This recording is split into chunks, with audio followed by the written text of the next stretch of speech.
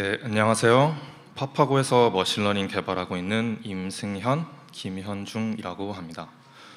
이번 세션에서 발표드릴 주제는 파파고 번역 품질의 좋고 나쁨을 분별할 수 있는 빨간펜 선생과 같은 역할을 하는 퀄리티 에스티메이션 모델, 줄여서 QE 모델을 구축한 방법과 QE 모델의 응용 사례에 대해서 말씀드리도록 하겠습니다.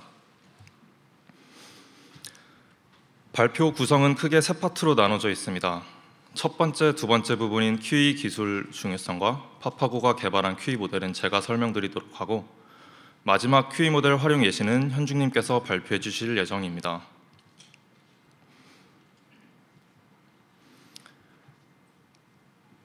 번역의 정확도를 판별할 수 있는 방법은 전문가 평가와 자동 번역 평가 이렇게 두 개로 나눠볼 수 있는데요. 전문가 평가는 번역의 품질을 가장 정확히 비교 및 평가하는 방법입니다. 이름에서 알 수 있듯이 전문가 평가는 번역 전문가들이 원문과 번역문을 비교해가며 번역의 정확성을 판단하는 방식입니다. 하지만 평가 과정이 모두 수작업이기 때문에 시간과 비용 측면에서 비싸며 서비스 모델 개선 속도가 점점 빨라지는 최근 동향을 고려하면 수일 정도 소요되는 전문가 평가 과정이 꽤나 길게 느껴집니다. 반면 자동 번역 평가는 번역의 품질을 규칙 또는 모델이 평가하는 방법입니다. 규칙 또는 모델 기반 평가이기 때문에 전문가 평가 대비 적은 비용과 시간이 투입되지만 정밀한 평가가 어려운 단점이 있습니다.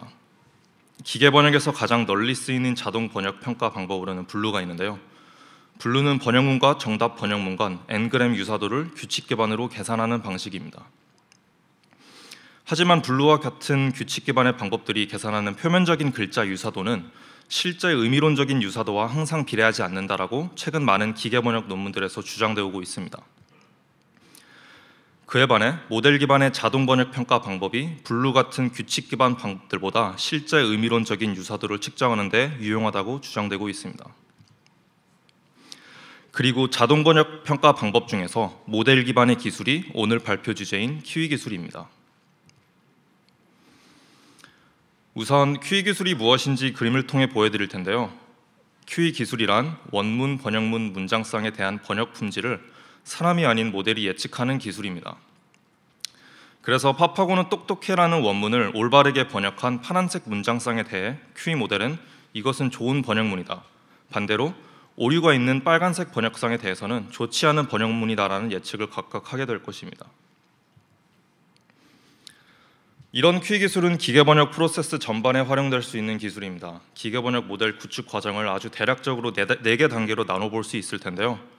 각 단계에서 어떤 식으로 QE가 활용되는지 간단하게 설명을 드리자면, 우선 새로운 데이터 구축을 할 때 자동으로 품질 검수를 하여 데이터 내에 노이즈가 있는지 확인을 하거나 이미 보유하고 있는 데이터의 품질을 파악하여 품질이 의심되는 데이터를 정지할 수 있습니다. 그리고 실제 모델 학습 단계에서도 효과적인 학습을 위해 커리큘럼이나 스케줄링을 설정하기 위한 수단으로 QE 모델을 활용할 수 있습니다. 커리큘럼이란 마치 사람이 무엇인가를 배울 때 효과적으로 학습하는 방법이 있는 것처럼 딥러닝 모델 또한 학습 데이터를 특정 순서로 보게 되면 효과적으로 학습하게 되어 높은 성능에 도달한다는 연구 분야인데요. 기계 번역 학습 데이터를 QE 모델로 모두 점수를 매겨 이 점수를 기준으로 학습 순서를 정하는 데 사용할 수 있습니다.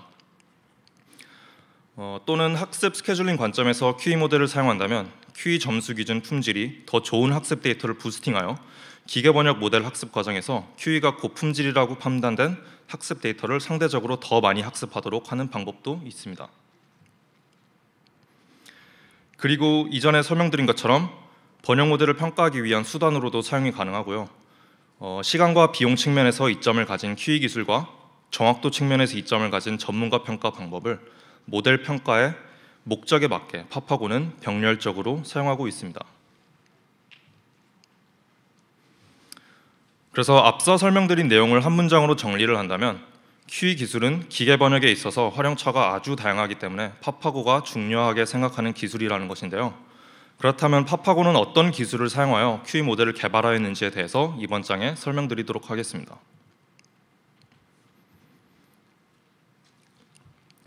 우선 파파고는 WMT라는 국제기계번역학회에서 주관하는 QE 모델 캐글 컴피티션이라 비유될 수 있는 키위 쉐어 태스크를 2020년부터 매년 참가하여 자체 기술을 고도화하고 있습니다.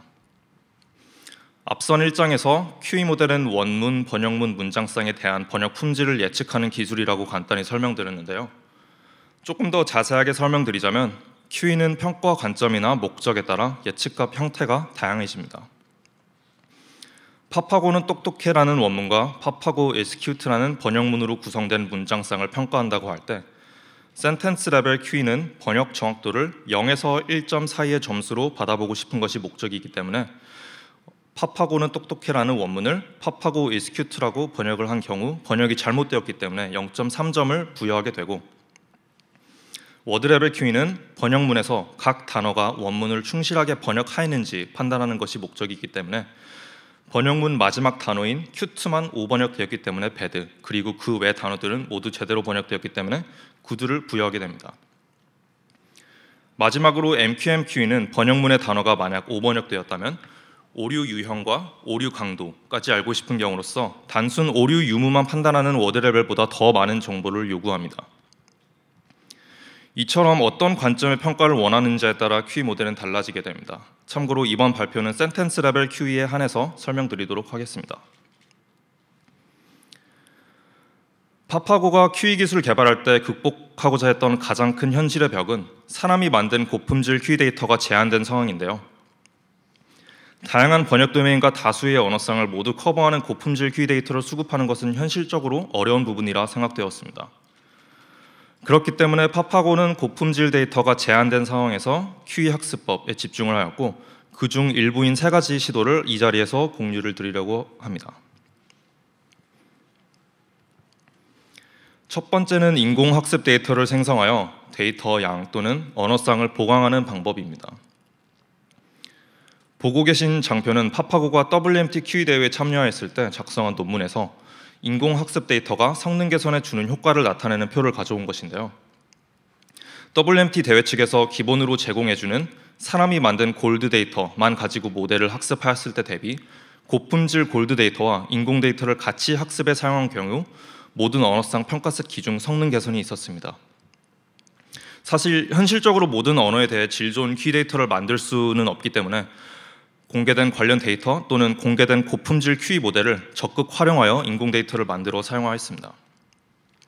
공개된 관련 데이터라면 오픈소스로 공개된 키위 데이터 또는 키위 데이터는 아니지만 키위 태스크와 비슷하거나 연관성이 있는 데이터를 최대한 많이 수집하였고요. 그리고 공개된 고품질 키위 모델은 기학습된 기번역 모델을 사용하여 생성한 대량의 원문 번역문 쌍을 점수화하는 데 사용하였습니다. 두 번째는 고품질 학습 데이터가 부족한 환경에 특화된 학습 반복론입니다. 이 학습법은 인공학습 데이터의 품질이 좋으면 좋을수록 성능 개선에 더 많은 도움이 될 것이란 아이디어에 기반하여 인공 데이터의 품질을 최대한으로 끌어올리자 라는 취지를 가진 학습 방법론입니다. 이 학습 방법론은 인공 데이터로 프리트레인, 그 다음에 골드 데이터로 파인튠하는 2단계 학습 방법이며 이 두 단계를 n번 반복을 합니다. 이때 프리트레인 시 사용하게 되는 원문, 번역문 쌍에 대한 인공 레이블은 바로 전 이터레이션의 파인튠드 모델을 가지고 생성을 하게 됩니다. 그렇기 때문에 이론적으로는 과적합이 일어나기 전까지는 인공 레이블의 품질은 점점 좋아질 것이며 경험적으로는 이터레이션을 2번까지 했을 때 최종 모델 성능 개선이 있었습니다. 마지막으로는 키위 특화 프리트레이닝 방법론입니다. 최근 많은 NLP 태스크는 기학습된 언어 모델을 원하는 최종 태스크에 파인튠하는 방식으로 해결되는 추세인데요.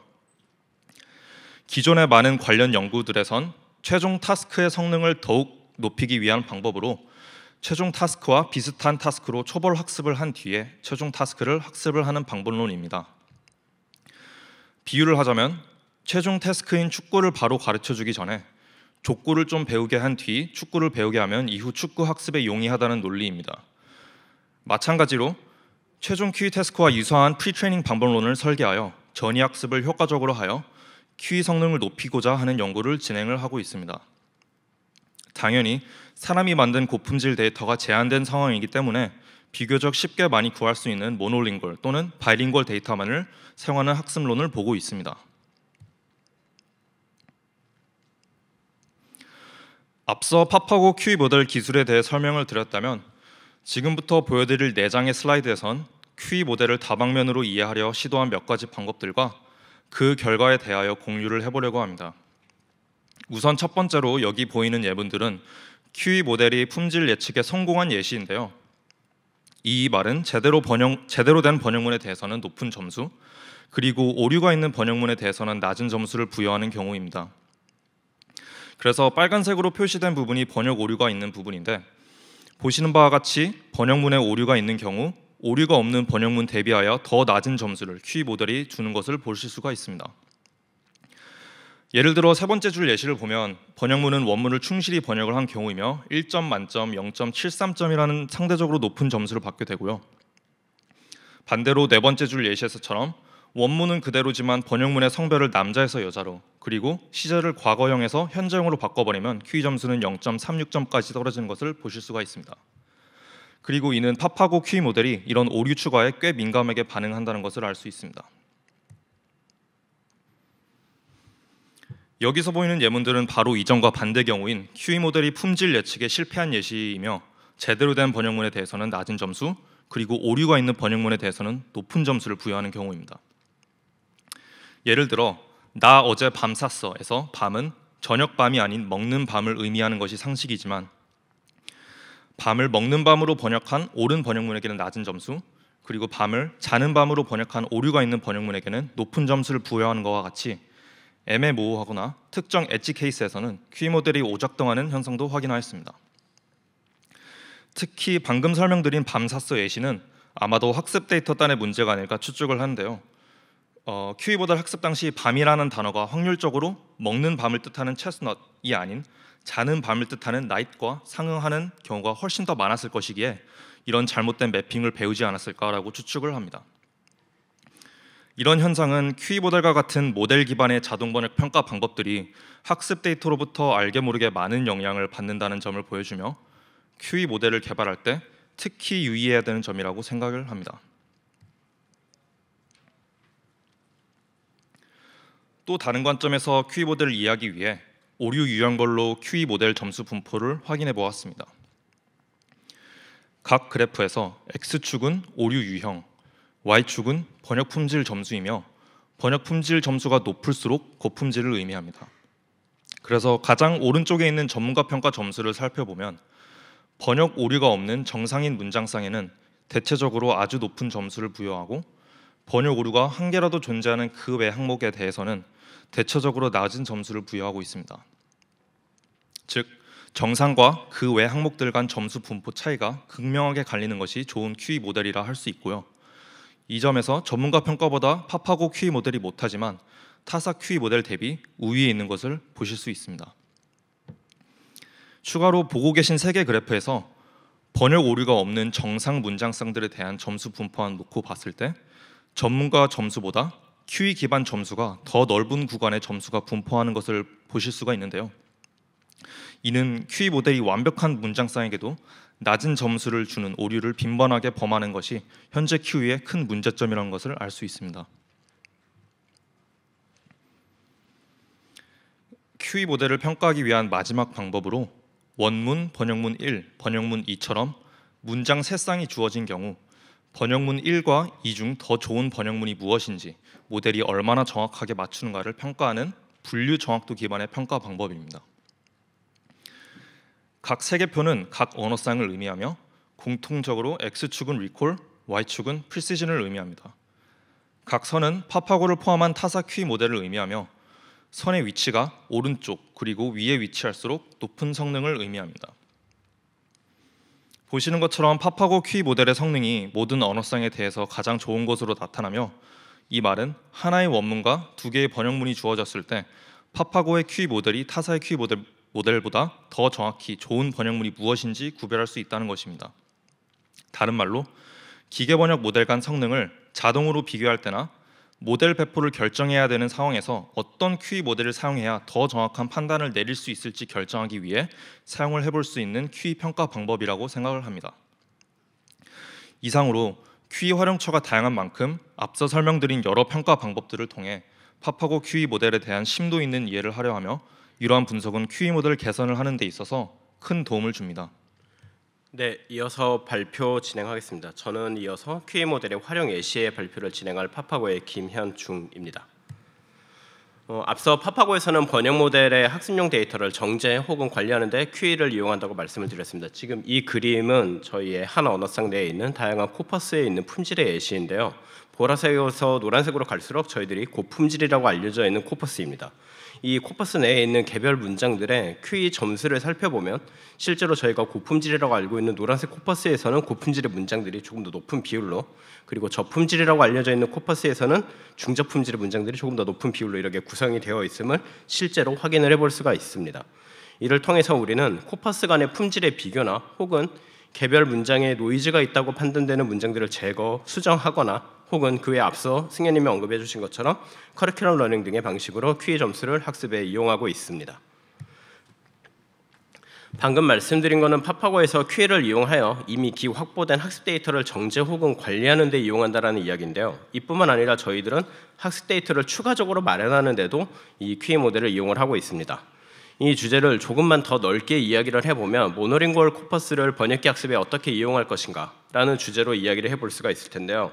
예를 들어서 저희가 한국어에서 영어로 번역기를 학습하려 한다고 가정해 봅시다. 번역 모델은 한국어, 영어, 병렬 말뭉치를 필요로 합니다. 그런데 이러한 병렬 말뭉치를 대량으로 사람이 만들려면 당연히 비용과 시간이 많이 걸릴 수밖에 없습니다. 그런데 상대적으로 영어 같은 모노링구얼 코퍼스는 구하기가 쉽습니다. 그렇기 때문에 오래전부터 NMT 분야에서는 이러한 모노링구얼 코퍼스를 10분 활용하여 번역기 학습에 이용하려는 그런 노력들을 해왔습니다.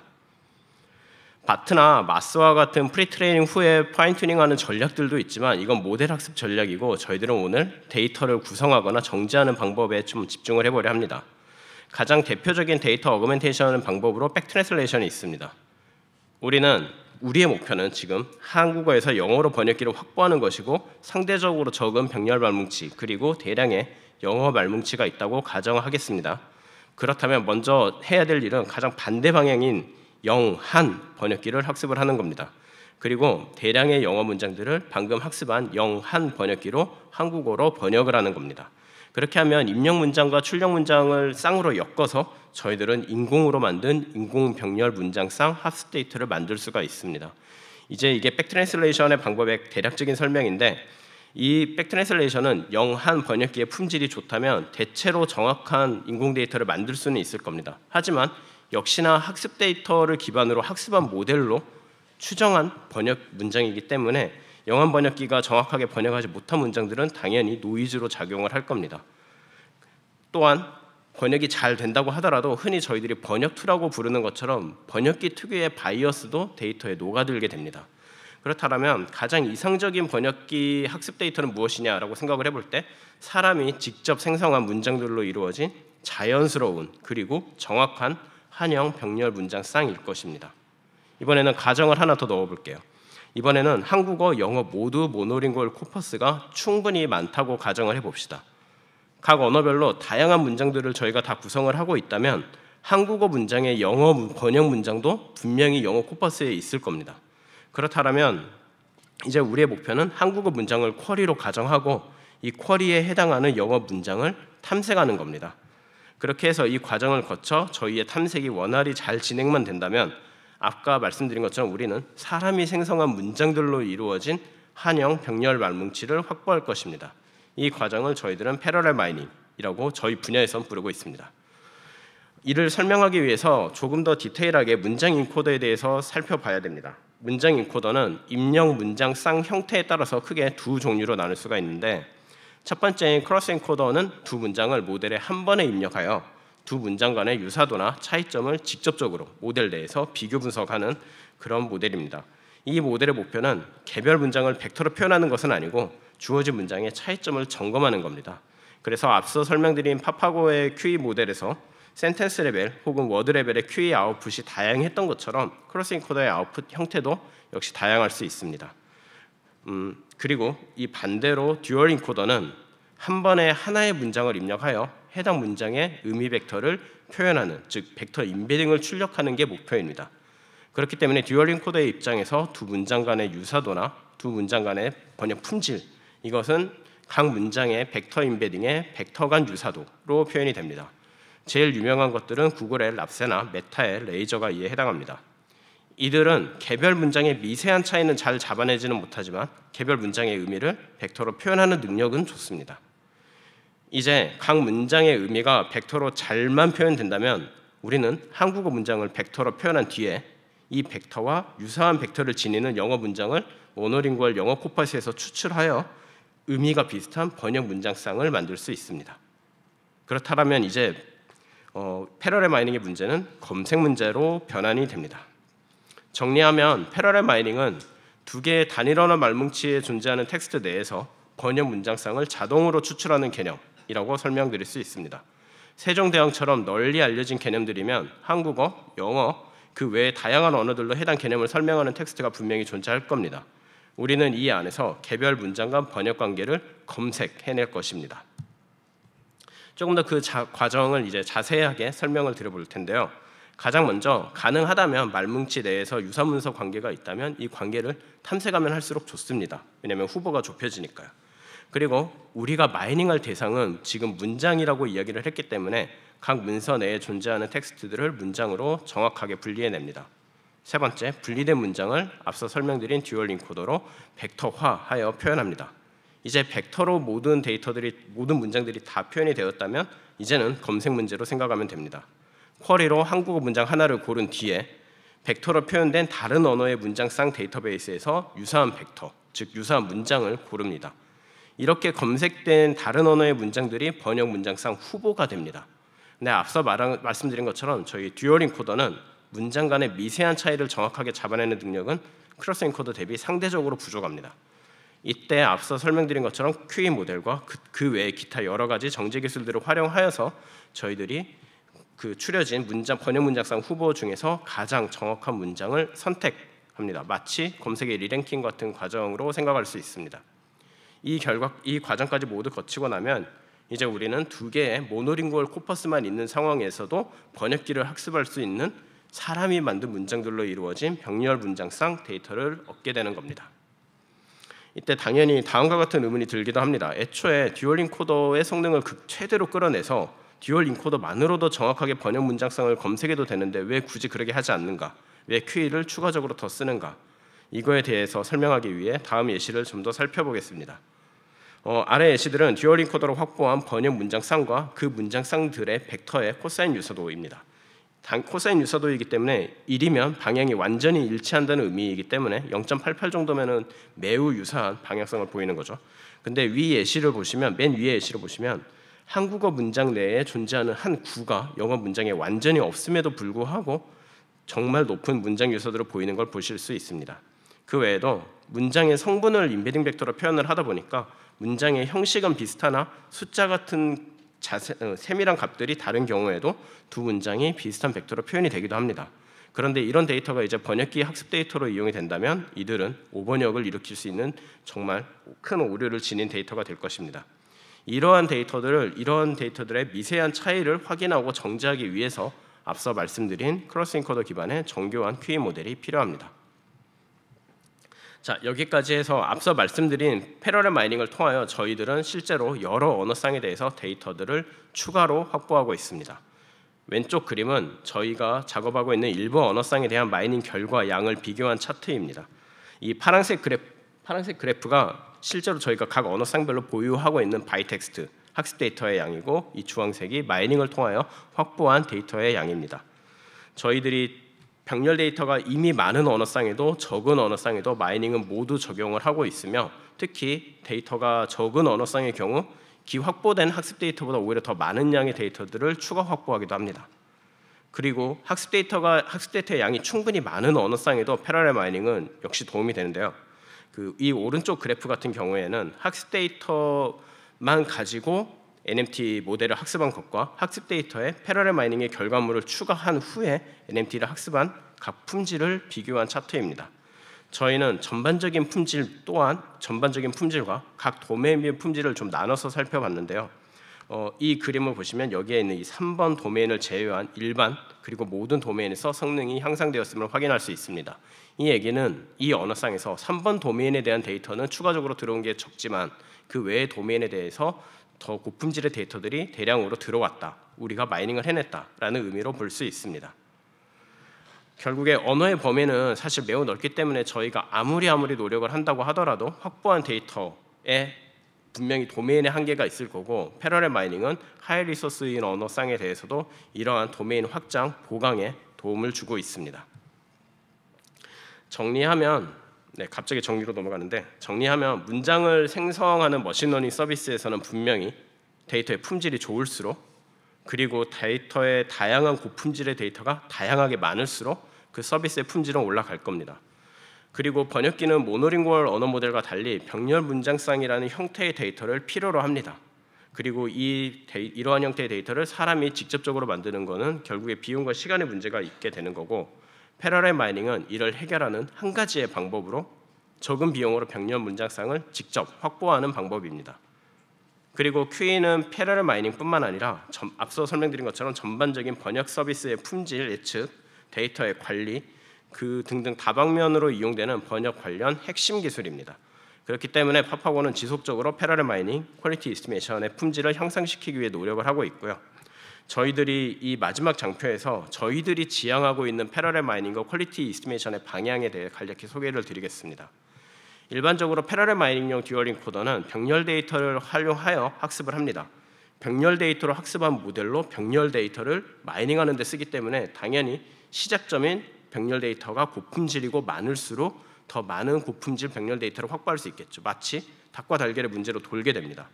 저희는 이러한 점을 극복하기 위해서 병렬 데이터가 적은 경우에도 듀얼링 코드의 성능을 높일 수 있는 방법은 무엇인지 정말 다방면으로 모색을 하고 있습니다. 할 수 있는 모든 건 다 하고 있다 생각하셔도 되고요. 그 다음에 QE용 크로스 인코더 같은 경우에도 원문, 번역문, 품질, 새 정보가 모두 구축된 형태의 데이터가 가장 확실합니다. 하지만 이 정보의 데이터는 병렬 말뭉치랑 비교해보면 상대적으로 정말 매우 희귀합니다. 그렇게 저희는 병렬 말뭉치를 10분 활용해서 이 병렬 말뭉치 기반으로 QE 모델의 정확도를 높이는 방법들을 연구를 하고 있습니다. 상식적으로 생각을 해보면 병렬 말뭉치만 가지고 NMT 모델이 좋은 번역문을 만드는 방법을 학습을 할 수 있었어요. 그렇다면 저희들은 이 데이터 안에서 분명히 더 좋은 병렬 문장을 구분하는 능력 또한 배울 수 있을 것이라 생각하고 있습니다.